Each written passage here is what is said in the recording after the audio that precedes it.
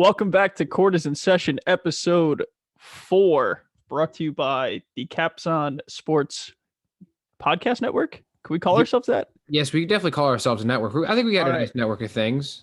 All right. Yeah, nice network. You know, we don't have a sponsor, so we might as well sponsor ourselves, for free. Oh, dude, it's all about free ads on that stuff. You got to be sponsoring yourself. That's how we roll. For sure. Promote yourself. Nick, we got a jam-packed, show scheduled here. We got some All-Star news. We have the All-Star final announcements. We have some trade rumors, some just general news, and you and I are going to preview the weekend slate before getting into the name game. So I guess before we get started, Nick, anything you want to rip off? Anything you just want to rip off like a Band-Aid? Yeah, anything you want to rip off the jump. Well, I said before this thing started, I didn't want to talk about the Celtics. And you said, okay. And then right before you hit record, you said, I'm going to mention the Celtics. So I guess I'll call it out before. Celtics are terrible. God awful. Everybody's bad. Kemba Walker somehow finds a way to smile after every loss. He's the only one that's happy, I guess, that they're losing. I don't know where the issue is. I think it's the Celtics. The Celtics haven't made a big time trade acquisition in forever. Pretty much since they traded for KG and Ray Allen. Everything else has just kind of been like, I don't know. They really missed that. Them missing out on Anthony Davis, I think, is a huge hit too. You look at how they are constructed as a team. If they had a big man like that, they're fine. But I don't even know what to do at this point. It's just embarrassing. They can't score. Tatum is shoots the ball. He's got like 20 attempts a game because he's got no other choice. Kemba's bad. They have no big man, and it's just atrocious. I don't even want to watch. Would I fire Brad Stevens? No. I'll say I would say no. He's got a good track record.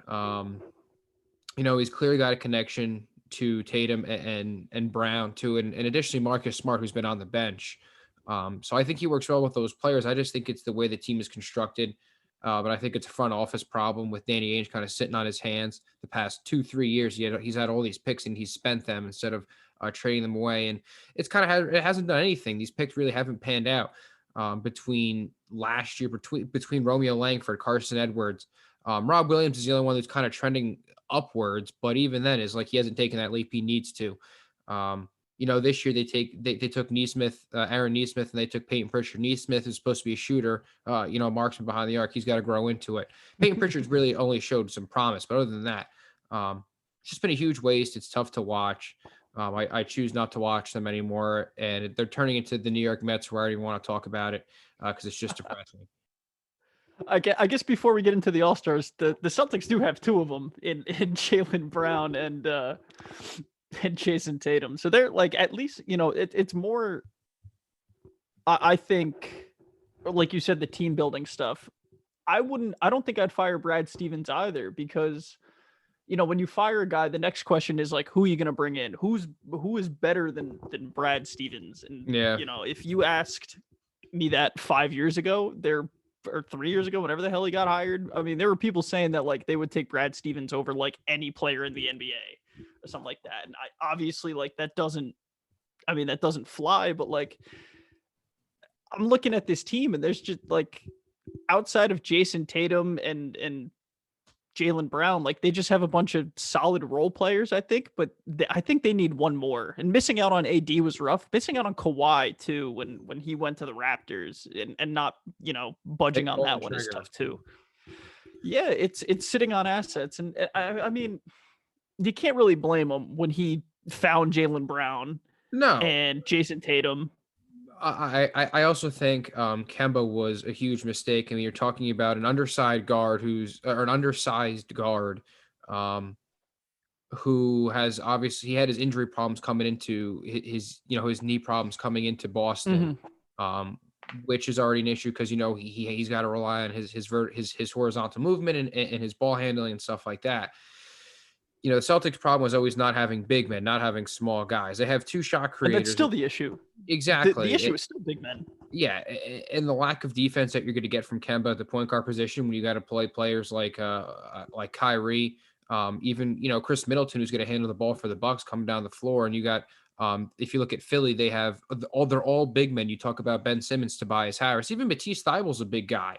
So you look at an undersized guard, it just doesn't fit, I think, in what the Celtics need. And I think even whiffing on Clint Capella, when Houston was trying to unload was a big hit too, because that's just a big man that you have that's going to, be rock solid and, probably play pretty decent in the pick and roll.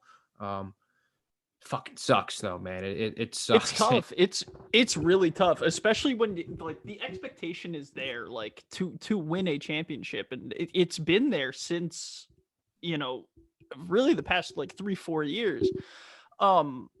But like you said, Peyton Pritchard's like solid, but that's a dude that was at Oregon for 4 years and was widely regarded one of the smartest players in college basketball. Like, it's kind of obvious that he came over and is producing at the level he is. But like, yeah, looking at this roster, Robert Williams and Taco Fall and Tristan Thompson are really your centers, and then you have Daniel Tice, which is more of like I guess a hybrid. But Yeah.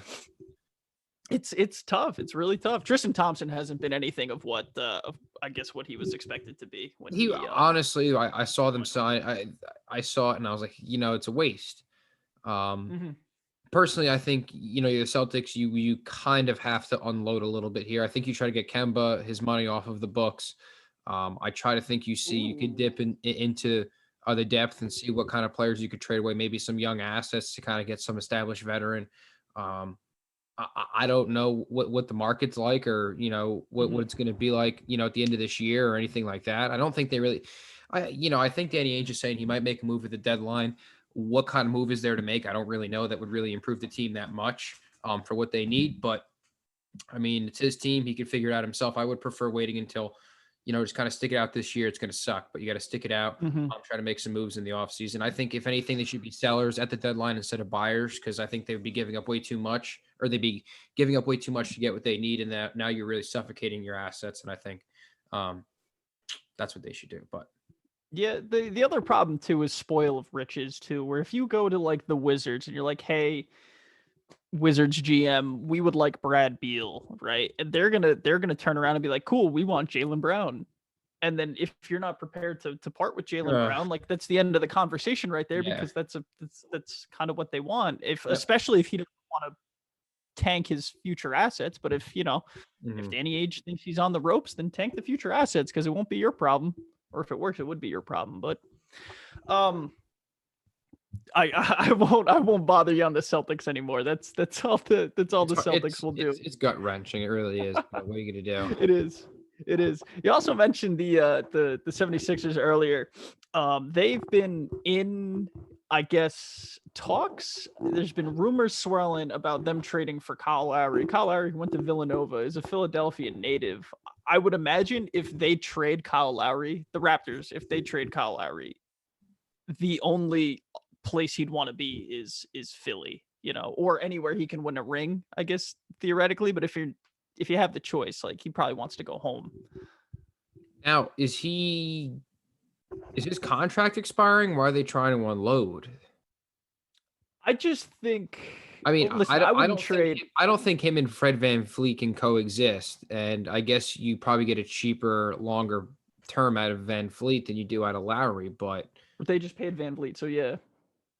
I guess that's why you try to. I think it's just it's just you have him now, and you might as well, I guess, try to offload him while you can before it's too late.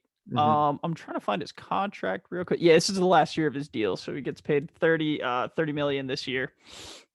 Signed an extension in 2017. So yeah, last year of his deal. So just try and recoup assets, especially if you don't think that the team around you right now is capable of winning a championship. And Toronto's 15 and they're a 500 team, I believe.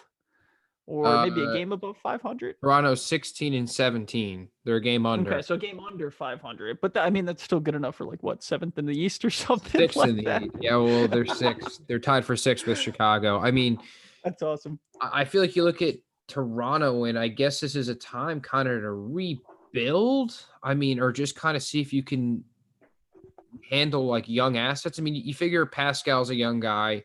Or on the younger side, you have OG. You clearly have Fred VanVleet. You could you trade Lowry, get some assets, and try to build young around whoever you want. And I mean, you got Boucher, who's kind of coming out too, and clearly there's something working in Toronto. So we'll, but you trade with Philly. What are you asking for right off the bat? Picks? Yeah, I guess it's just picks.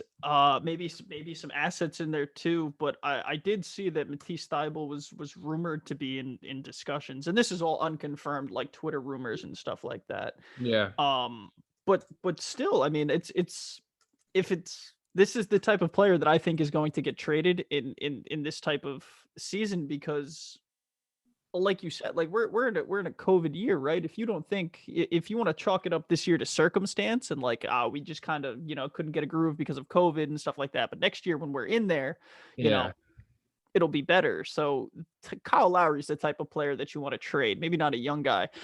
Um, if I'm Philadelphia, I'm probably asking for Thibault, Shake Milton, I guess. I mean, yeah, you got to try to at least pluck Thibault off.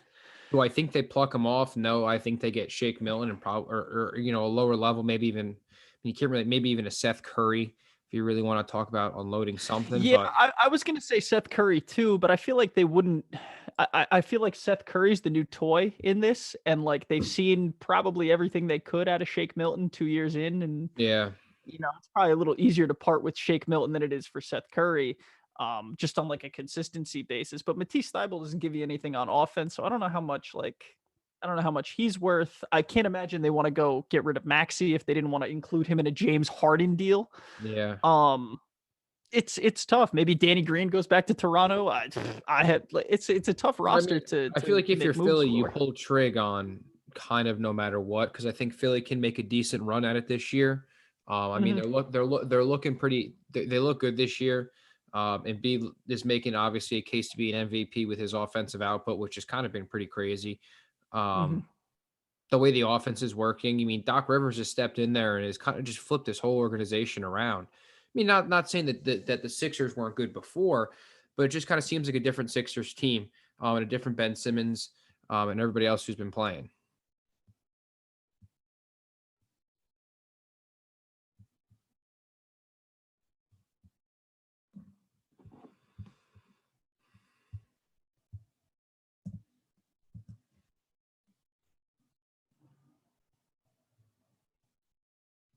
'Cause now Joel Embiid is an MVP and Ben Simmons is aggressive 60% of the time. Hmm.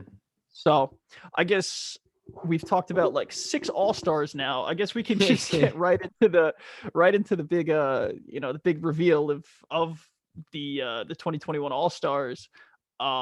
Right off the rip, Devin Booker being an all-star over Anthony Davis or replacing Anthony Davis is solid. I think Devin Booker probably should have been there in the first place, probably over his teammate Chris Paul, but like an all-star game without Chris Paul is like a year without a Santa Claus or something like Yeah, that. Movie yeah. bang. Um, but outside of that, like I feel like these are pretty good. Like we'll start with the West, right?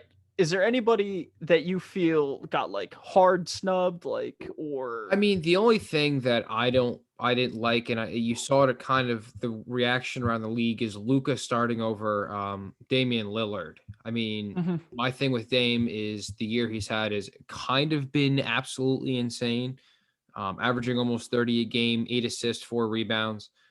Clearly, I mean, I can't tell you how many highlights I've seen of him in the last 2 minutes of the fourth quarter, just dropping 32-foot bombs. Just mhm. not even blinking about it either. And guy's an absolute stud. He's the second best point guard in the league, and it's crazy that you know like how good Dame is Steph's better, and it still blows my mind because Dame is so good, and I feel bad for him because he should be the best point guard in the league. Um, that's really the only thing on the West side that is weird, but that's really it. I mean, I think they get it right 90% of the time. Mhm. Not having Booker in there originally is tough, but who do you really take out? I mean, And that's the question. It's like if you're out here going like this player should be an all-star, this player should be an all-star, this player should be an all-star, whoever, you have to look at the list of guys and be like, all right, who you taking out, right? And mhm, you have to be like legitimate about it because you can't say like Devin Booker should be on here replacing like Steph Curry or something like that. or even, to the bottom of this list, a guy like Zion, or even like his teammate Chris Paul, like those guys probably deserve to be on there too. And I can hear arguments for, whoever, but once you break it down to who you're replacing, it's tough. But I'm glad Devin Booker gets on there. He should be an all-star. And I think everybody in the league tweeted about it and said he should be. Yeah, dude. I mean, listen, the Suns are what? They're 18 or 17 and something. Phoenix is 18 and 13 this year, sitting 5. Mhm. Or I'm sorry, 20 and 11. They're sitting 4 in the West. Who would have thought they'd be sitting 4 in the West right now? I mean, obviously the trade acquisition with Chris Paul, getting Chris Paul was huge. Clearly, Devin Booker loves playing with them. But like you said, having an All-Star game without Chris Paul is a little tough. Yeah, it is. There signs of a Chris Paul team. They are 29th out of 30th in pace. But they're also 8th in both offensive and defensive rating. And this is a team that, obviously, you look at them last year and they won what, like 8 in a row in the bubble and still missed the playoffs or something like that. But they had to win just 8 barely to even give themselves they have to give themselves a chance, even in the playoffs. Now you get like a Calmer, like a Chris Paul, who comes in, says all the right things, gets everybody working harder, makes everybody better, and they're winning.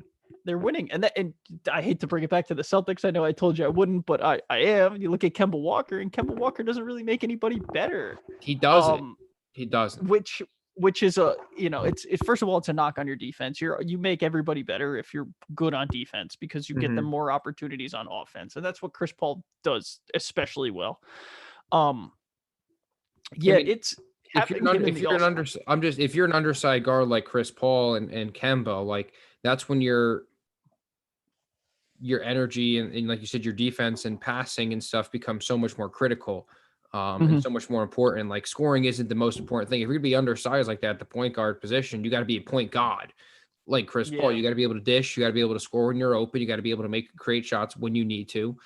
But you also got to learn to defer. And Chris Paul does a good job deferring to Booker and those chances, because Booker is clearly a better scorer than Chris Paul. And Chris Paul's fine making the team better. And it's just crazy.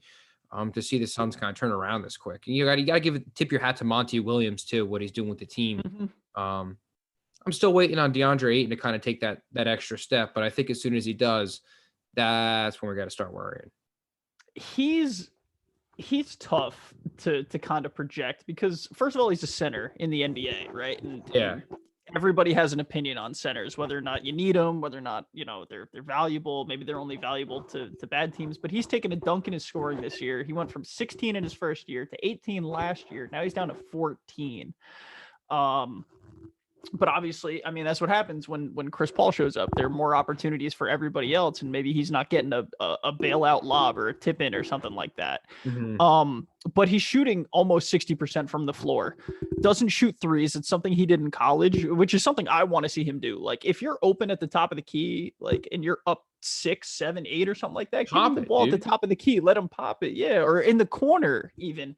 It's something that he did in college to some effectiveness. But yeah, his shots are down this year, and that's why his scoring's down this year.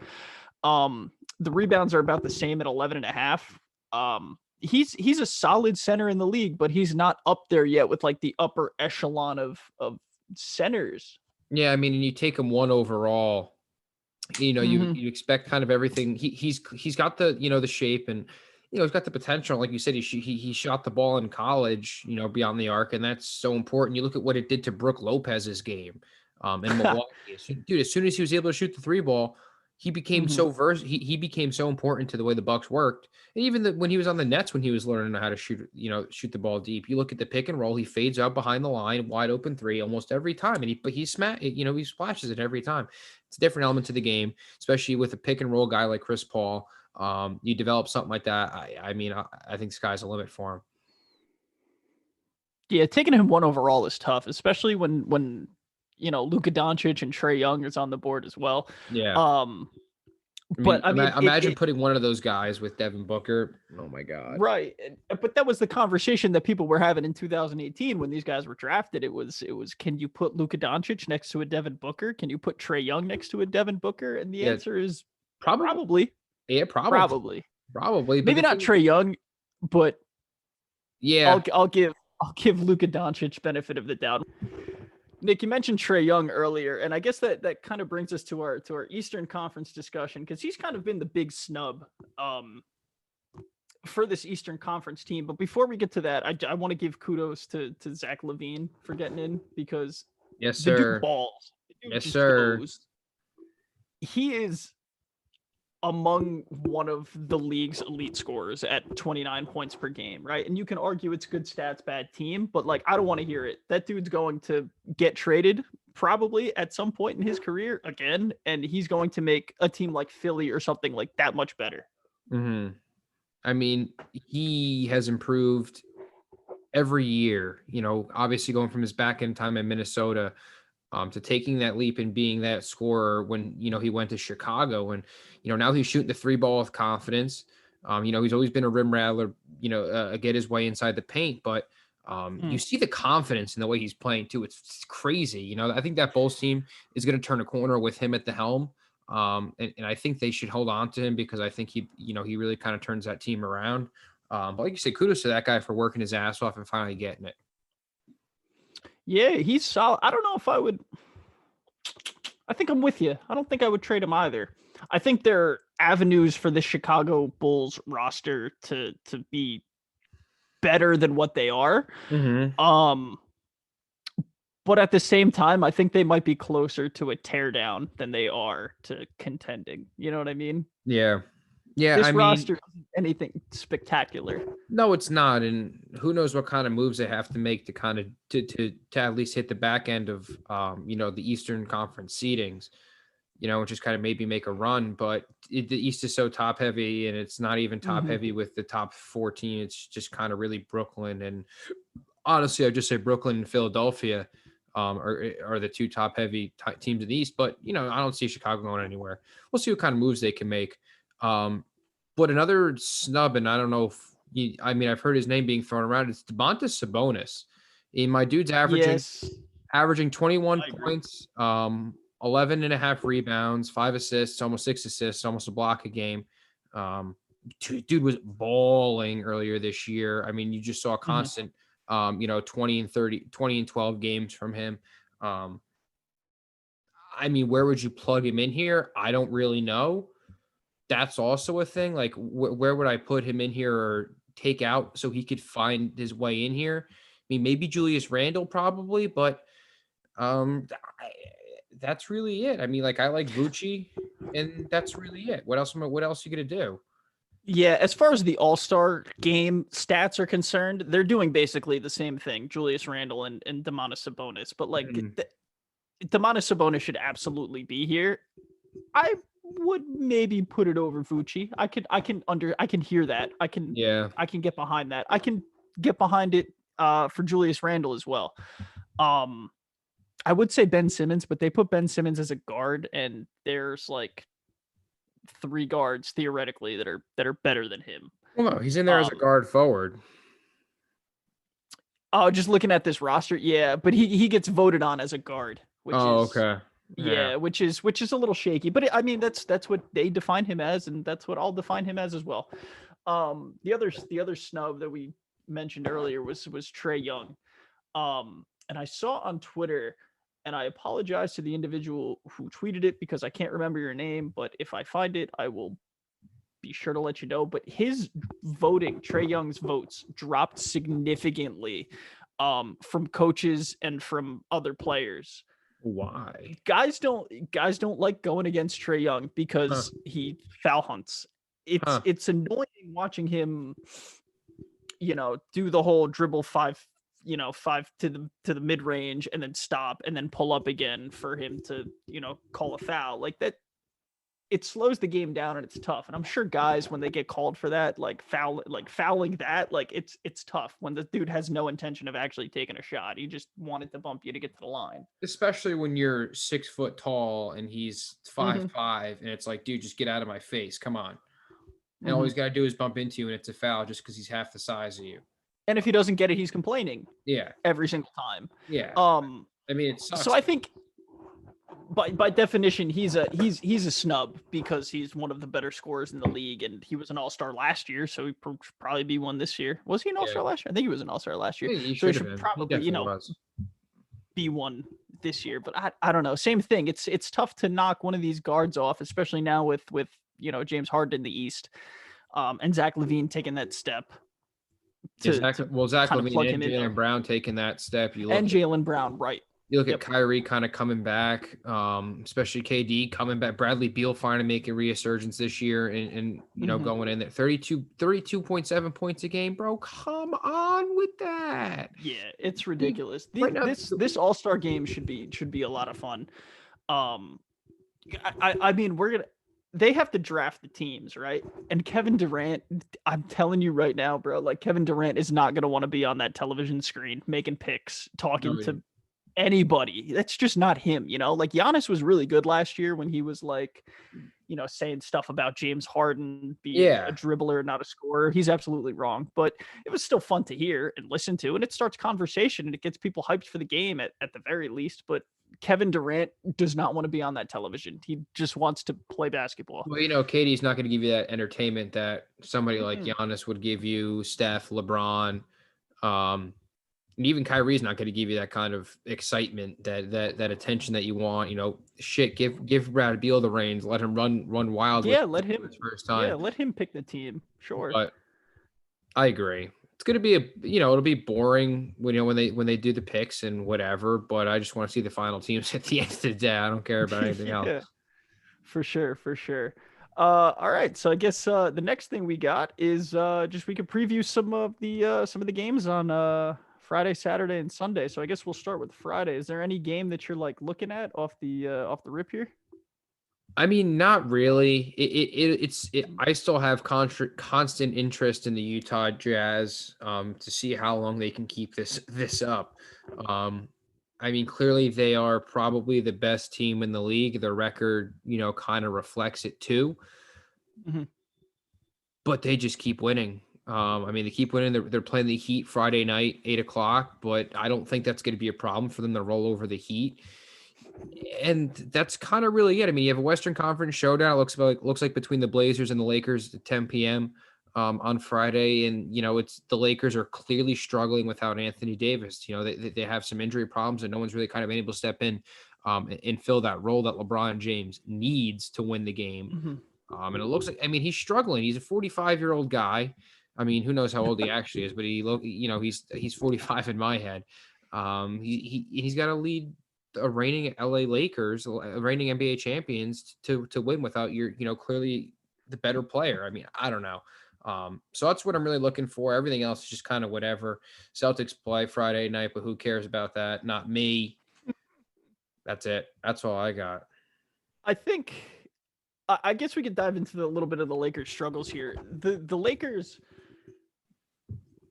I think, to me, they won the championship last year on the backs of LeBron James and Anthony Davis. Very obviously, right? Those are two of the best players in the NBA. But they also got insane shooting performances by their players in the playoffs. Let me find the playoff stats because I was looking at this earlier, but it's dudes that were like unconscious from three, right? And that's okay. Like that's what winning a championship is about, right? Getting lucky in the playoffs. Not even lucky, like finding your groove in the playoffs. You got to get hot at the right time. It's all about getting hot at the right time. Mm-hmm. Exactly. And that's why everybody talks about peaking too early or not peaking, early enough. It's tough, but okay. So some playoffs per game stats. They got just off 3-point shooting alone. They got 42% from Markieff Morris, 40% from Rajon Rondo, 40% from Rondo. That's Rajon Rondo. And we could talk about Rondo another time, but what he's doing in Atlanta right now is classic Rondo. It's I love I I'm love going to I I'm love going to win a championship, and then I'm going to go to some team that's going to overpay me because they need a point guard or they have a young guy they want me to talk to, or they need some veteran leadership. I'm not going to play well, and then you're going to trade me to a contender, and I'm going to show up again. That's Mhm. the life cycle of Rajon Rondo, He's the and he boy. is really good when he is good, Yeah, but I mean, if he wants to shoot it's just 40% tough. from three, I'll take him any day of the Yeah, week. right. On 3 attempts a game too. Anyways, Contavious Caldwell Pope on 5 attempts, 37. LeBron was shooting 37, and then Danny Green down at 33. Kuzma at 31. So they got some hot shooting from like Markieff Morris, from Contavious Caldwell Pope that you might not be expecting. But like defensively this year, they just look like they're not interested in Yeah. in playing, I guess, competitive basketball. Like And this if you is talked what, about four getting hot, losses in a row now. and you talk about getting hot at the right time, beginning of the year, they were on fire. They traded for Mhm. Schroeder, they got Trez Harrell, and it just kind of seemed like everything was clicking. They were on a tear, and it was like the Lakers are clearly the best team in the league. No one's going to beat them. And then it just started going down. This, like you said, maybe they started losing interest, and then Anthony Davis gets hurt, and you lose arguably one of the best defensive players in the league, and there goes your defense after being a great defensive team all year. They've struggled Mhm. all year with winning at home, which is unusual. Even though it is a bubble season, or we're during the pandemic that we have going on now, it's still unusual losing the way they do at home. Um, and then, like I said, you lose arguably one of the best defensive players in the league. LeBron can't do it like he used to. He can't put a full team on his back and carry. He doesn't have it in him anymore, which is okay. He's clearly able to do everything else, but without Anthony Davis, he's got to do everything, and I think He that has to do everything. time has passed for him. Yeah, I mean, obviously he very well can, but like, I mean, we're talking 4 losses in a row now. They're still 22-11, which is Dude, that's because they which is were so hot beginning of ridiculous. the year. Yeah, absolutely. Yeah, it's just an odd roster. Like Wesley Matthews is good in theory, but I don't know if he's as good as like he's advertised. You know what I mean? Yeah. Montrezl Harrell, interesting signing, but like he got played off the court last year in LA with the Clippers. And Marc Gasol isn't the defensive player of the year he used to be. That shows. Markieff Morris is struggling. No AD. No Dennis Schroeder. I mean, personally, Um. I think they kind of figure it out back half of the year, and you see them go on Oh, a tear. absolutely. They go on a tear the last week of the season, and then it's like, oh shit, there's the Lakers that are just gonna, Hmm. bend me over every game and just tear me Even when apart. AD comes back, Yeah, even if AD comes back in the 4 weeks, whatever, to some capacity, if he's not 100%, if he's not 100%, like it'll probably be okay. If he's not anywhere near 100%, then you know, we might get a little questionable. I guess the only game I'm looking for on Friday is, I want to say Hornets Warriors, I'll get but we that talk about too. the we talk about the Hornets every week. So I talk about the I'll Hornets too much. That's yeah. I was like, yeah. um I mean, we can move I on mean to Saturday. yeah, I was just looking at Hawks Thunder. The Hawks are kind of picking it up. They beat the Celtics yesterday They beat. after losing. Yeah, they stepped on them.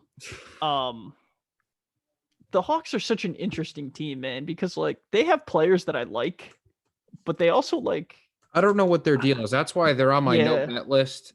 Because they do stuff like that where they'll go on a tear and beat the piss out of the Celtics by 20 points, and then they'll play Mhm. tomorrow night. Um, they'll play tomorrow night and lose by 15 for just for no reason, just to lose by 15 and not look like they have their shit together. Yeah, they have a decision to make with John Collins. They I have think to. ship them I off. I mean, mean, I think you ship them you off. think he goes? Yeah. There's really nobody I on think that he team to goes. build around except Trey Young, so why not just kind of sell? DeAndre Hunter's kind of a waste. I think Cam Reddish is kind of a waste. Kevin Herter is a kind of a waste. I think they kind of got hot last year and everybody looked really good, and then it just kind of fizzled out. There's really nobody on that team that's intriguing to me besides Trey Young. John Collins, yeah, but I think you could try to kind of trade him and get something. Mhm. I mean, DeAndre Hunter is a 17 a game scorer, so like at the very least he could score, and he's going to rebound. So Yeah. 17, 5, and 2 for DeAndre Hunter. So I mean, scoring isn't an issue, and he plays really good defense too. So I don't know. Cam Reddish is struggling. He's tough player to watch. He's can't shoot the three ball. He struggles from two. He's a solid defender, but like that doesn't keep you in the league that much. They've gotten minimal contributions out of their rookie Onyeka Okongwu. Has only played 12 games this year and is kind of been in and out of the lineup a little bit, but he'll come around. He was projected to be like one of the really good centers in this league, but I'm with you. I don't know what I would do with John Collins. I think I would trade him too, because I think you can draft another power forward and kind of get similar production from John Collins. Or if you want to bump DeAndre Hunter up from, he's 6 foot. DeAndre Hunter's 6'8". He can play power forward. That's modern power forward. Yeah, beef him up a little bit, give him some steak, and he'll be all right. I think the decision, it's a tough decision for them though, because like this is a dude you drafted. Yeah. And theoretically, like it works with like that Clint Capella or Onyeka next to John Collins. Like that should work. John Collins can space the floor, and he's having a really good season this year. 17 a game, 38% from three. He shot 40% from three last year. Did you know that? I didn't know that. I did not know that. But I still think I would get him out of there. I think he kind of hit his peak. I think it's if tough, yeah. I think if they sold him a couple years ago too, it would have been better off. But I think, yeah, if you're not going to pay him, then you absolutely have to trade him. All right, yeah, let's move on to Saturday. Saturday, February 27th. Ooh, all right, right off the rip, I'm looking at Spurs Pelicans. Oh, you really? I was looking at Timberwolves Wizards, baby. Some Timberwolves Wizards. Some bad basketball. Some awful did you see Anthony Edwards the other day? He's like he's in an interview, and I guess Minnesota has an Irish reporter, whose name I don't know off the top of my head, but I'll look it up. And he's like, Anthony Edwards is listening to the question. You see his face like thinking about it. And then he's after the question's asked, he just goes, "Where are you from?" And the guy's just like, Ireland. It's ridiculous. He's awesome. He's produced some pretty entertaining stuff, which I think is real good for Minnesota. They kind of need some publicity and some love, just kind of get that team going and that city going again. Like I'm only looking at that game because those are two bottom dwells. I think it's two bottom dwells. I think the Wizards are kind of turning it around. Brad Beal and 100% healthy Westbrook are kind of on a tear right now. 4 straight wins. 4 straight wins. I'm taking them plus 8.5. I think tonight against the Clippers or whoever they're playing. I'm sorry. I have them plus 7.5 against the Nuggets. I apologize. They're playing the Nuggets tonight. I think that they're high energy and they're hot, and in the NBA you ride hot streaks. But Minnesota, because I've been keeping up with them only because I put out my free picks every day. By the way, check out at Tobias_Nick on Twitter. Free picks every day. Sure. Follow. I've been on fire past 2 days. Up 10.5 units last 30 days. So if you bet $100 every bet, you're already up to $1,000. Anyway, dollar signs.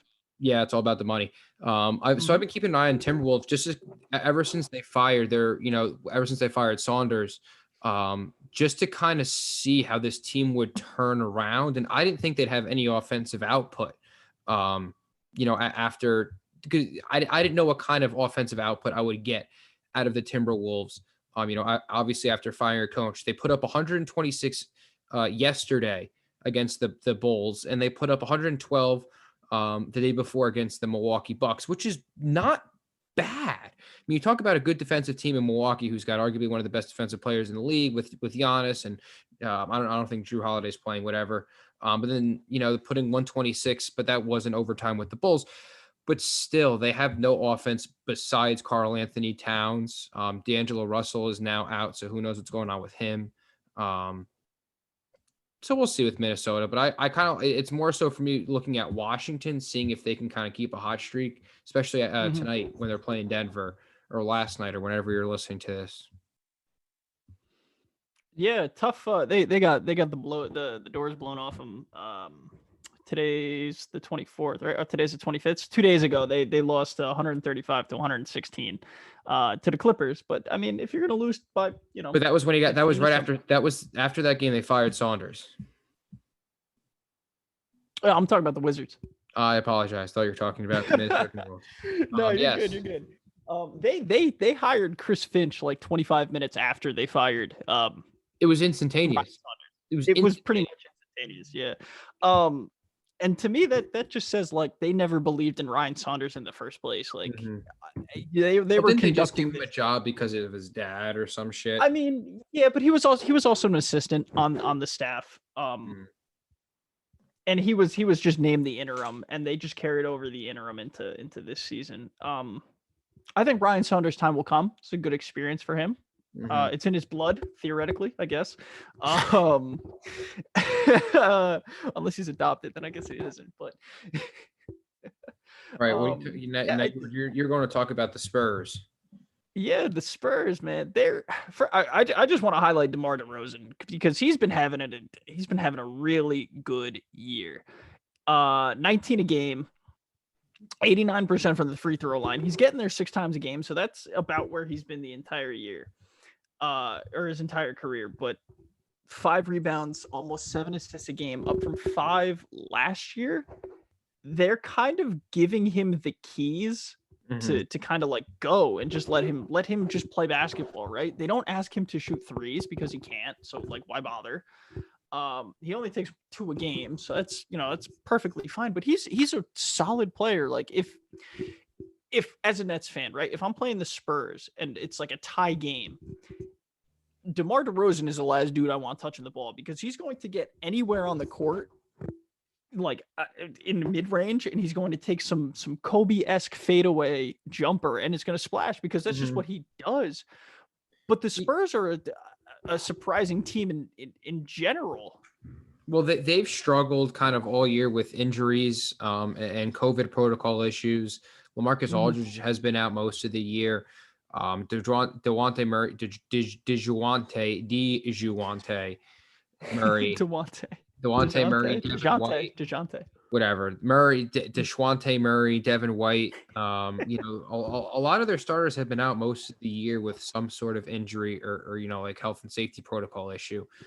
But you talk about DeMar DeRozan and just how much of a solid player is, and he's not going to shoot the 3 ball, but he's going to shoot the mid range. He's going to drive. He's going to post you up, and he's going to put you, right in the paint. Good basketball player, smart guy, nice guy. He never wears the same shoe twice on the court, so he's kind of the man. And I would love to see him win a championship just because I think he's the boy. I always kind of liked him even when he was in Toronto. But the Spurs are the Spurs. I mean, but you look at the Pelicans on the other side, and I don't even know what I'm getting out of the Pelicans anymore. I mean, I don't. What are you going to get? You have really no offense besides Zion. They tried to trade Lonzo. That's not going on. JJ Redick's still on the team that they're trying to trade. All you really have is BI, and BI kind of fell off. He was hot in the beginning of the year, and he's kind of fallen off. His name's fallen out of the headlines. So I think that'll be a good game because you look at 2 Western Conference teams that are trying to do something. I'd probably give me the Spurs there. You give me Greg Poppy and the old school Los Spurs. Yes, sir. Yeah, the Pelicans are interesting because they're trying to fight their way into the Western Conference playoffs too. I mean, they're 14-17. They're coming off a win against Detroit, and this roster, like if you look at the roster, right, and you're like, this is a playoff team. Guys like Brandon Ingram, who's going to score every day, Zion Williamson, who's going to do a little bit of everything for you, but mostly score at this point in his career. Steven Adams has been there before. He's at least better than a traffic cone in the center. And, you get what you get from Lonzo Ball and JJ Redick and pretty much everybody else on that team. But I don't like the way they're constructed, like at all. Like Steven Adams, doesn't fit at all. I don't know what center would fit next to Zion and within the play of Brandon Ingram. Maybe one that can stand in the corner and just pop a 3, maybe like a Mike Muscala or something like that. But I think it's going to be a like a grinder type of game with the Spurs and the Pelicans, because I don't think the Pelicans are going to be able to score. Um, They and I really think the can't. Spurs, the Spurs are a really good defensive team in the first place. I mean, that's the if it's Greg Popovich's mo. Mhm. Um, but they can't really score either. They don't have anybody outside of DeMar DeRozan that's going to get you, points on a consistent basis. So yeah, Saturday, that's a fun one. I think we got some good ones on Sunday. Let's see Sunday. Sunday, obviously, you start off with the Clippers, Bucks. Clippers at Milwaukee, 3:30. Two top tier NBA teams going head to head, and the Clippers are hot. Clippers are hot. PG is getting warm. Kawhi looks good. The whole team, their bench looks like they're coming together. It just looks like a great team. And like I said, I don't know where Milwaukee's at this year. They're kind of on the fence with me, I think, offensively, where they struggle to kind of find offense, especially with all the. I think Drew Holiday's been out the past couple games with some sort of illness or health and safety protocol or something.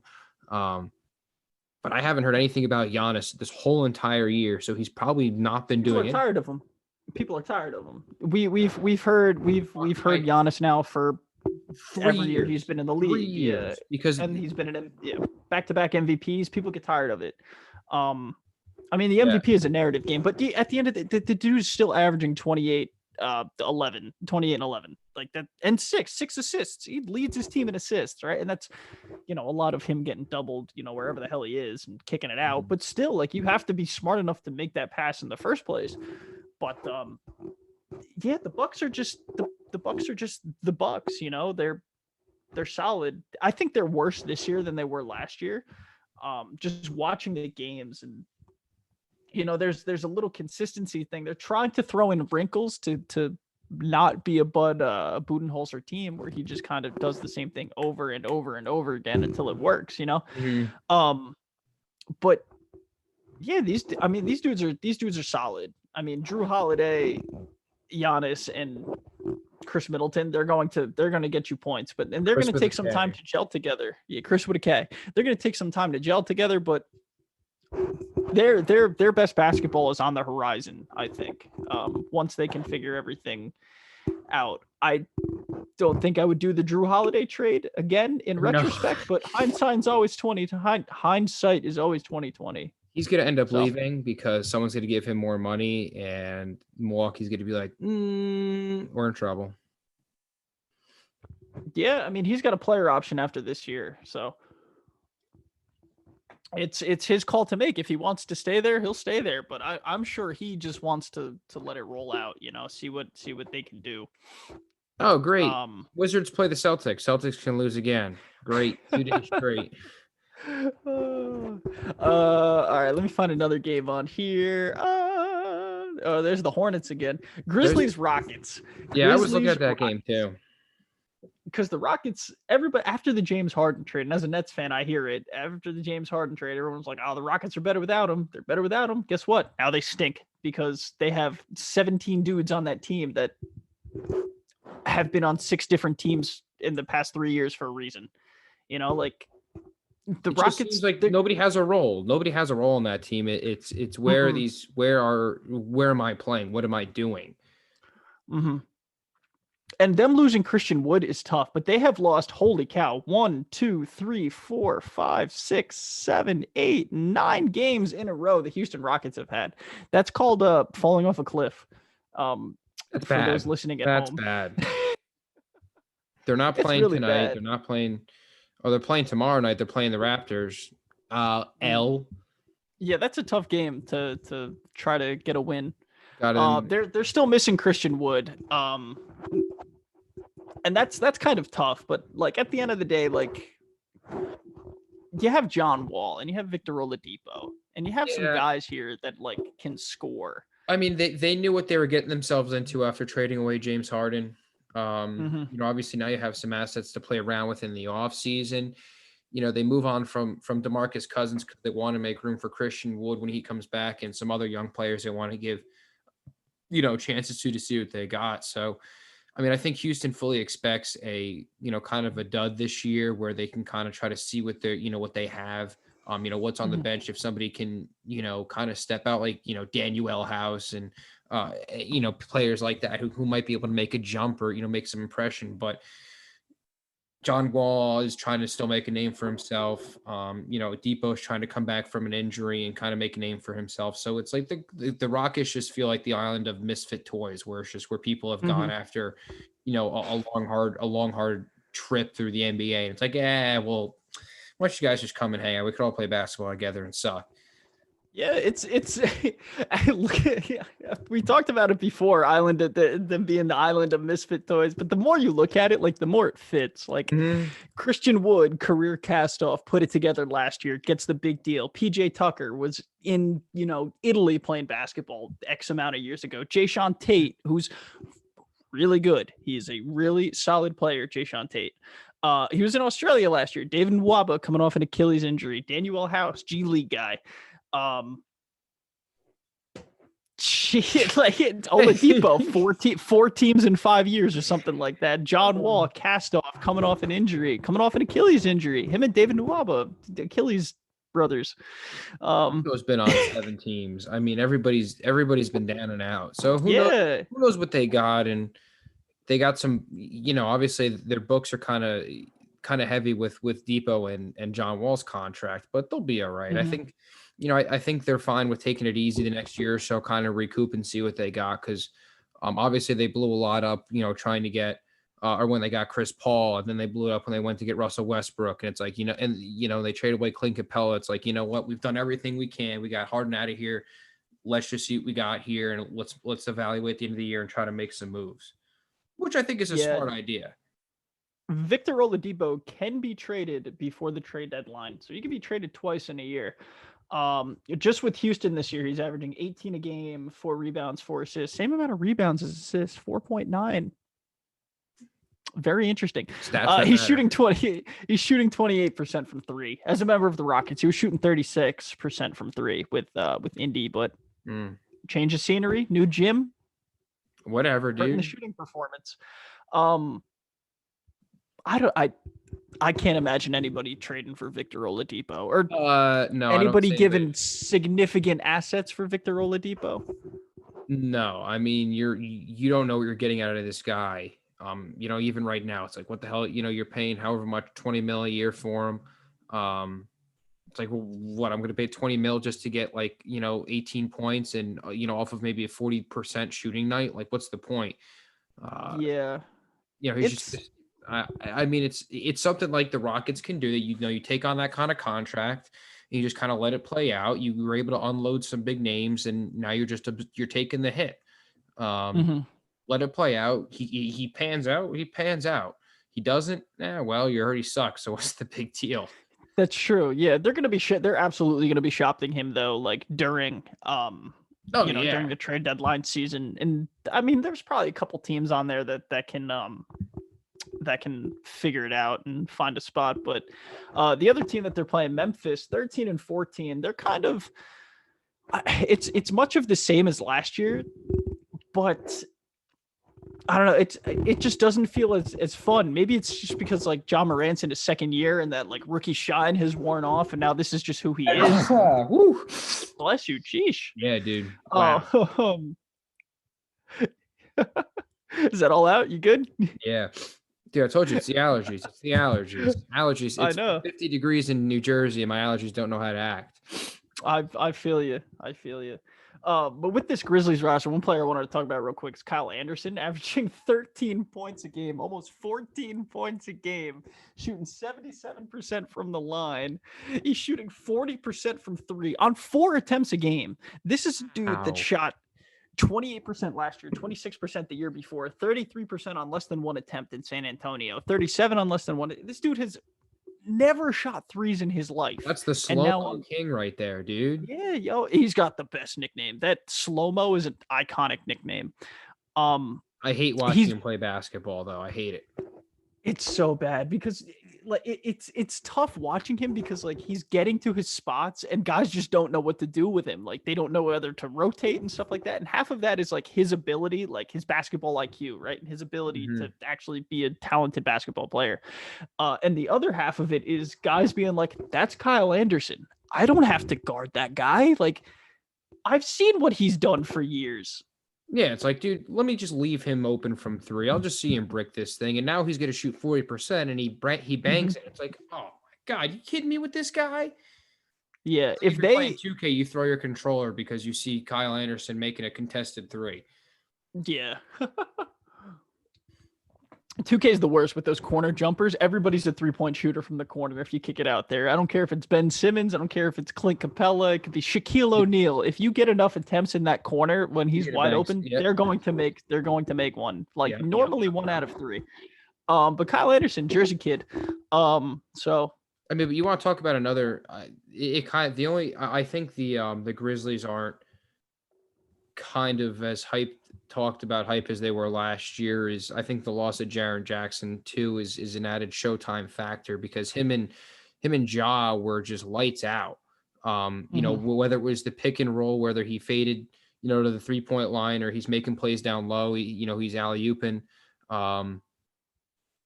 You know, obviously that extra intensity and that extra body. And, you know, I think him and, you know, you look at Jaren Jackson third and you look at Ja, and that's a 1-2 punch you keep for a long time.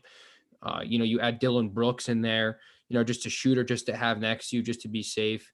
You know, I think that when they had Jay Crowder, that was a real good addition too.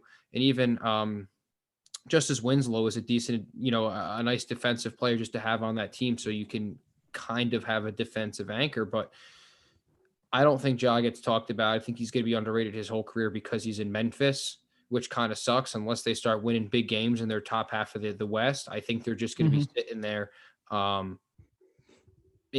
just kind of in the shadows.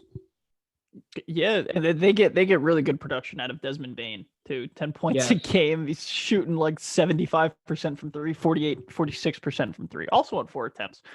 You know who drafted Desmond Bain? The Celtics, and then they traded him.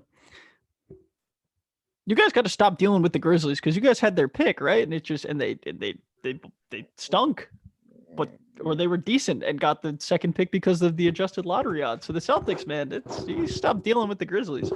Danny Ainge's just trying to he's just trying to finagle too much. Whatever. Yeah. And I wanted to highlight one more game. I do want to talk about the Kings, right? Because the Kings. Dude, what the hell is going on with the Kings this year? Oh, I just dropped my laptop. Jeez. Nice catch. That's what I get for typing too fast. It's not a catch. It's kind of on like a slanted table, so he kind of caught himself. But Tyrese Halliburton is probably the best king that they've had on that roster for like the past like 10 years. He's probably a top 10 king of all time, honestly. At this point, he's going to be a great player on that team, and well, like what a fit he's going to be next to De'Aaron Fox. And I mean, Buddy Hield, I don't really know what's going on with him. You know, he was supposed to be that, you know, obviously that shooter who's going to, you know, take over and you know, light it up from three, and he's just kind of doing what, you know, he's just having a decent average year, and he's just a shooter, yeah. And Marvin Bagley, what's Marvin Bagley done in his time over there? Nothing. I don't know if it's the scenery. To be honest with you, I wouldn't mind seeing the Celtics give up low-end assets to pick him up and seeing if you could pull anything out of a young man like that, who's got, you know, the shooting potential, the big man potential down low. But that's just me. I think he needs a change of scenery. But I don't know. From a gambling perspective, I'm going to be honest with you. I don't know what to get out of Sacramento. I don't like to touch anything near them because they kind of were covering, but I think they've lost 8 straight. 8 in a row. Just about to say it. Yep. I think they're 0-8 the past. Yeah, they're 0-8 against the spread and straight up past 8 games, but they're bad. They're bad. What are you going to do? Yeah. Luke Walton's probably done. Oh, yeah. That was probably a bad hire in the first place. Hiring Dave Yeager, and Dave Yeager gets a bad rep in the league because he's kind of quit on almost every job he's been on, because he really wants the Timberwolves job. That's like the rumor around the league, is that he really only wants the Timberwolves job, and everything else is just kind of like I don't know, because he's from Minnesota. Everything else is just kind of window dressing for him. That's just, you know, from what I've heard from other people. Yeah, that's what you're hearing from your sources.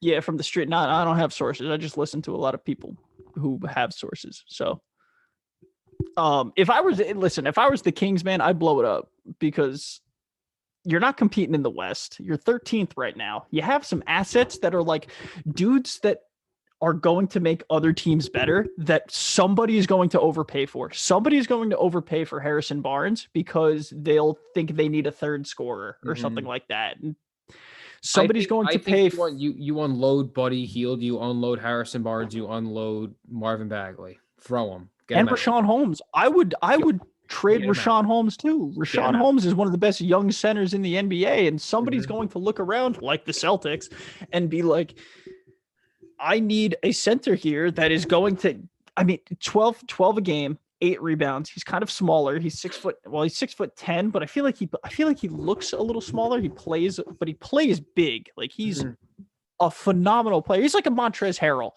kind of vein, like an energy guy, but he's really solid. And he's really solid defensively. There were instances when I was watching them play the Nets where he was switching on Kyrie and James Harden and sticking in front of them for at least, you can only do so much in front of those guys, but if you get that production out of him against, the rest of the league, like that's phenomenal. But yeah, someone's going to overpay for Harrison Barnes. Someone's going to overpay for Rashawn Holmes, and people need shooters all the time. So Buddy Hield's right there. And you could do that and still be last in the West. It doesn't matter. Yeah. The West is so loaded that they need that the amount of help that they need, it don't even matter. It don't. Blow it up, fire your coach, blow it up, build around Tyrese and De'Aaron Fox. Whether you want to take another, whether you want to keep Bagley around and hopefully he turns around. But I think you unload Buddy Hield. You don't need a shooter like that. I think they need a little bit more of a big man or a more experienced guard than Buddy Hield, and someone who's not as streaky as he is. Like you said, you unload Rashawn Holmes, you unload Harrison Barnes' contract because someone's going to take it on for whatever reason. I think they messed up with Harry Giles. I think Harry Giles could have been a good forward in the league. He's a big dude. He could take on the 5, the 4. And they had Willie Cauley-Stein too, who's a 7-footer who plays pretty well. He's a good role player. I think he's on Dallas now, if I'm not mistaken. It's a good roller, a good role player, literally a good roller in the pick and roll. Yeah, and like I said, I think they messed up on him too. I don't know what their deal is in Sacramento. They gave up on Boogie, they let him go. I don't think they know how to build a team. For whoever's calling the shots, whether it's Monty McNair, the GM, or if it's the owner, whoever the hell the owner is, get them out, restart, and figure it out because they don't know what they're doing. They've had the pieces, they just don't know what they're doing. Yeah, Nemanja Bjelica also could probably be had for the right place. Last year, he was shooting 41% from 3, and he's been a 40% shooter like almost his entire career. Sans 1 year in Minnesota, but I didn't even know he was in Minnesota, so that's news for me. But now he's shooting 26%. And only 8 a game, and he's really not playing as much as he was last year. 17 minutes a game, down 10 minutes from last year. He could probably be had too, because like I said, everyone needs shooters. So blow it up, get assets, rinse, repeat, because they don't really know what they want to be. But there's a couple of teams that I think have to, pull trig and blow up. And I think they're definitely for definite one of those teams that need to pull trig. Because like you said, you're already bottom half of the West. There's really no reason to try at that point. Between them and Sacramento, I think those teams, between Houston and Sacramento, I think they both got to just call it. Minnesota, I think, can kind of figure it out, turn it around somehow. I think they make a couple smart moves, and they're a coach away from kind of moving up. But other than that, those are my teams that I think should blow it up. I don't think Cleveland should blow it up. I think Cleveland can blow it up. It's already blown up. What else are you going to blow up? I think they're going to turn a corner soon, whether it's next year or back half for this year to start playing well. I don't know what it is. You unload Drummond, but you have Sexton and Garland are going to grow together. Jared Allen's a great center, and you figure it out. You have Okiki, whatever his first name is. Okoro. Yeah. Isaac Okoro. Yeah. Chuma Okiki is of the Atlanta Hawks. No. Orlando. I don't think he's played this year. He was hurt all last year, but he was like the 15th pick in the draft. So in theory, he Terrible. should be playing unless he's hurt. But I think, yeah, if you come off Andre Drummond and you let JaVale McGee and Jared Allen kind of be the centers, and mainly I mean let Jared Allen play like 50 minutes, play the entire game. Yeah. Don't let him come off the court because first of all, I love Jared Allen. I love Jared Allen. He's so good. He's so good. Watching him grow and watching his afro grow in Brooklyn is phenomenal. And I wish nothing but success for that man because I mean, you look at his face. How you can't hate that guy. You can't hate that guy. Like I just pulled up his basketball reference and his big afro, and he's smiling at me. He's got a cheesy grin on. He's got like a weird facial hair. He's so cool. He's cool. He doesn't. You never see him out there complaining about. He never complained about minutes, about the team being bad, about anything like that. And this guy was he was kind of jerked around his entire career, right? And it's been tough, but like when he was a rookie, right? The centers on the roster his rookie year were Tim Mozgov and Tyler Zeller. Both those dudes played above Jared Allen. Jared Allen, his rookie year, played, I think, like 20 minutes a game or something like that. Yeah, exactly 20 minutes a game, right? But they were kind of like spot minutes. And as he like grew, he started to really be like the core center. And I'm shocked Houston did not take him in the James Harden deal. And that's kind of been like a talking point. I've seen it all over Twitter today, like them letting the two best assets here kind of go in Karis LeVert and Jared Allen, not in the trade to them. It's poor form for them. I mean, to pick let me get Victor Oladipo instead of LeVert or Jared Allen. I mean, what are you thinking? I mean, maybe you understand why they pass on Jared Allen because they have Christian Wood, but then you don't pass on Karis LeVert. Are you dumb or come on? At the very least, he's going to show up and score. He's going to get you. He can get you 20 a night. And that's probably more than some of the other guys on that bench can do. But it's. I love Jared Allen. End of the discussion. I was gonna pick him for my nickname game, but he only has one, and it's just the fro. All he needs. That's all he needs. It's all you need. Absolutely. Okay, so I guess that brings up our nickname game. So for those of you that don't know, this is the section of the show where I find and Nick finds a random player on Basketball Reference. We click that player. We try to find whose nickname is basically false. So I will use as an example here, just on the front page of Basketball Reference, Charles Barkley. So Charles Barkley has 9,050 nicknames, but of course he does. So he's got Sir Charles, Round Mound of Rebound, the Chuckster, Chuck Wagon, Prince of Pizza, Incredible Bulk, the Leaning Tower of Pizza, Bread Truck, Boy Gorge, Love Boat, Food World, the Crisco Kid, Wide Load from Leeds, Tons of Fun, Good Time Blimp, right? So I would pick two nicknames out of that and make up one of my own. Dude, how is he called half of those things? I don't know. I don't think and that's the fun of this, because I've never heard him be called half of that. So I can make up one, or I could probably say Food World and you'd probably be like, that's the lie. So 3 nicknames for Charles Barkley, 1 real, or 2 real, 1 fake. Sir Charles, Round Mound of Rebound, Big Boy Barkley. Like, it's very obviously. Obviously, because I just read them. Yeah, but you read like 30 names. I know. Well, I wasn't going to use Charles Barkley. I was going to use Charles Barkley as an example, but all right. So he's the example. All right. So go ahead. Well, who you got? Who's your guy? You want me to go, or do you want to go? I have a guy. No, you can go. Go first. Be my guest. All right. We were talking about him before. We're talking about Drew Holiday. So I have Drew Holiday for my guy this week. Okay. Drew Holiday. Got it. Drew Holiday. Here come the nicknames. All right. Okay. The Druth. The Druth. I would imagine that's spelled Jruth. The Druth. Okay. The I'm sorry. Keep going. Kung Fu Drew Okay. or J Money?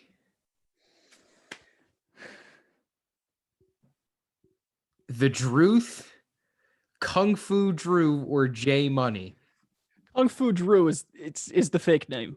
Kung Fu Drew is the real one. God damn it. The fake What's the one, fake one? the fake one's J Money. So his three nicknames. Are you serious? So the three nicknames they give me on Basketball Reference for Drew Holiday are Jay Holla, the Druth, and Kung Fu Drew. Jay Holla. Okay. Terrible. Very interesting. Okay. All right. The Druth. The Druth. What was the second one? Which one did I say was the lie? Kung Fu Drew. Kung Fu Drew. That's a good name. I like that nickname. All right. So I would have thought that was a lie. I saw that and I had to like click. I had to like zoom in because I had to make sure that's what it said. All right. So my player is Pau Gasol, who just signed with FC Barcelona of the Euro League. Longtime player, multiple time champion Paul Gasol has 3 nicknames on Basketball Reference. He is the meal ticket. No, come on, dude. Kung Pao. Or all Gasol, no breaks. Dude, all Gasol, no breaks, I'm going to go as a lie. That is the lie. All Gasol, no breaks. Only because all gas, no breaks. That's what I'm thinking there. But did you... What was the first 2 that you said that are bold? That are real nicknames. So he's got so like the market basket, the supermarket, the meal ticket, the meal ticket, the meal ticket. Who the hell would call Pau Gasol the meal ticket? I don't know. Pau Gasol meal ticket. We better find out. Oh, there's an Inside Hoops article. Skim. No, I can't read it. Okay, so yeah, he's the meal ticket. Second nickname was ET, but I didn't use that one. And the third one, Kung Pao. Who's gonna call him ET? I was gonna go with Kung Pao because I just dropped Kung Fu Drew. Yeah. And I was like, wow. I was gonna use meal ticket and ET, and do some like Pao reference on like Pow as my third one, but I couldn't. Yeah, like not go Kung ahead. Pao. Pow. Yeah. I couldn't think of one on the fly though. So I heard Kung Fu Drew and I saw Kung Pao and I was like, absolutely. So it's a nice karate theme that we got this week. We wrap it up at the end with karate. Karate.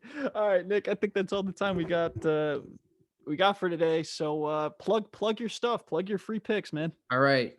If you made it this far in the podcast, make sure to follow me on Twitter at Tobias_Nick. Every day I post picks. I went on a little bit of a retirement for about 3 days. Needed a break because I was getting some tough luck. 11-5-1 the past 2 days. Today I have in his return. Yes, in my return, up 10.5 units past 30 days. I bet the whole slate every single day. I don't leave out a single game because what's the point of doing it if I'm not going to go all in and do it? Follow me on Twitter. My Action Network's there. Follow me on Action Network so you can get live updates when I am betting. I put them all in at the same time so you can see exactly what I'm betting. I do take all of my bets. I don't fudge. I take them all. I put my actual hard-earned dollars on my money, on my mouth. Follow me there, Caps on Sports, and then you can follow Mano too. At Burner of Anthony. Bang. I do not post picks every day, but perhaps I should because I bet the NBA quite a lot, but I don't bet the whole slate, and I can't take a break because then I have to put out a press release that says like I'm back or something like that after I come back. Did you do that? Did you put out like a press release to Twitter that just says like I'm back? I was gonna put out a press release. But instead, I wanted to keep it low key. I wanted only, I didn't want to make a big deal out of it. I didn't want to blow up the internet. Yeah. I didn't want to blow up the internet. The internet can't handle the return, so I had to keep it. I had to, I didn't want it to be on ESPN. There was no need for that. I'm trying to keep it underground. I got you. Keep the dollar signs close, and if people find out, they'll find out. But Nick, you're on fire, so I'll let you. Well, let's go watch some basketball, man. It's 6:46. I'm sure some games are about to tip off. So, Nick, always a pleasure. Mano, till next time. Adios.